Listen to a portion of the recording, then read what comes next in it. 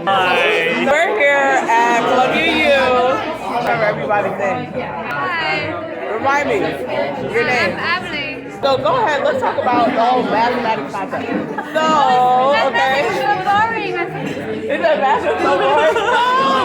No, math is fun. Look, these folks are statistics and data analysis personnel, entrepreneurs, and real estate and AI, right? And we're talking about math and the concept of it, the difficulty, the lack of understanding. And so you were saying something, Alexander, that was really important about people not necessarily being. I don't want to use the word dumb. Not being. It's not that they're not smart, but it's what? Because their understanding of the Python is that's very important for people. And if you give them Python or describe the Python formula, the formula. But if you give them the characters, they may difficult. It might be difficult. All right. Tell us a little bit about how you mix AI and real estate. Just about how you use data pretty much, because at least in my opinion most people don't really understand what AI means. What does AI mean? I believe it means anything that you can make use of data with.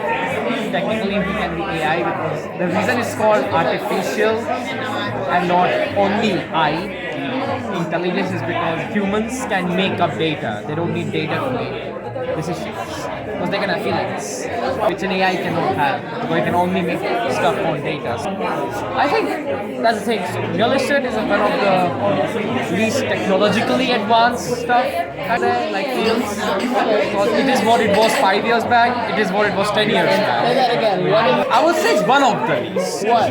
Real estate. Real estate.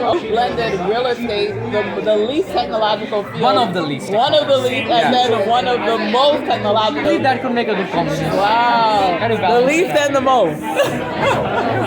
Okay, thank you. It's kind of a fantasy towards for human beings.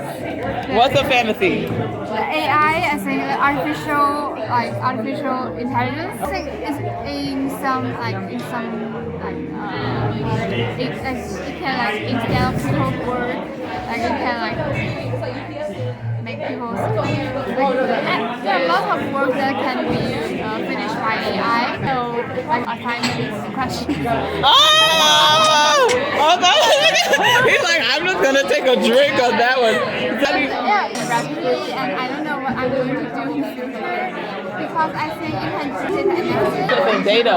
Wow. It can analysis more accurate. Wow. What are your thoughts on that? Is that you are mixing AI and real estate? Like, do you feel like you will not need to use actual people for your type of business?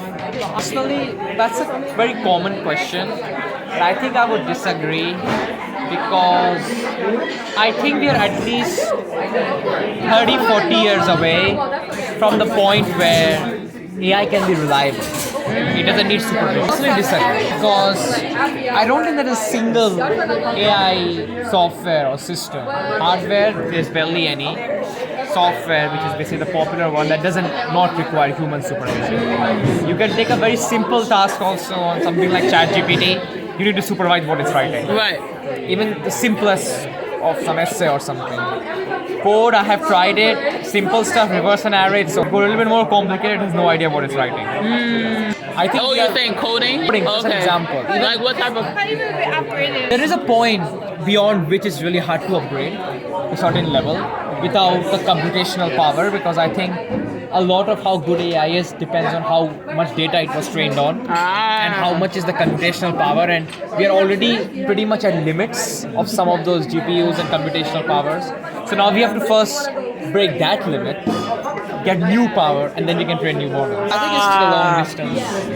And there are lots of limitations right now. It is past 7:30. Oh no! Sorry.